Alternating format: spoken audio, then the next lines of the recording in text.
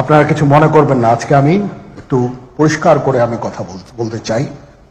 আপনাদের সবার হয়তো ভালো নাও লাগতে পারে, কিন্তু বিশ্বাস করেন, আমার এটা যদি আপনারা গ্রহণ করেন, আপনারা লাভবান হবেন, কোনো ক্ষতি হবে না দেশের। আমার অন্য কোনো আকাঙ্ক্ষা নাই। আমার একটাই আকাঙ্ক্ষা, দেশ এবং জাতিটাকে একটা সুন্দর জায়গায় রেখে ছুটি করা। I had enough. Was last 7-8 months I had enough.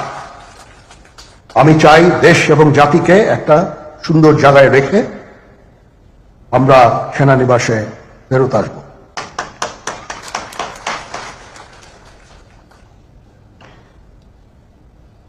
আরেকটা জরুরি বিষয় যেটা আমি ভাবলাম যে আপনাদের সাথে আমি শেয়ার করি। দেশের এই আইন শৃঙ্খলা পরিস্থিতি খারাপের পেছনে কিছু কারণ আছে। প্রথম কারণটা হচ্ছে যে আমরা নিজেরা হানাহানির মধ্যে ব্যস্ত, একজন আরেকজনের বিরুদ্ধে বিষোদ্গারে ব্যস্ত। এটা একটা চমৎকার সুযোগ অপরাধীদের জন্য। যেহেতু আমরা একটা অরাজক পরিস্থিতির মধ্যে বিরাজ করছি, তারা খুব ভালোভাবেই জানে যে এই সময়ে যদি এই সমস্ত অপরাধ করা যায় তাহলে এখান থেকে পরিত্রাণ পাওয়া সম্ভব।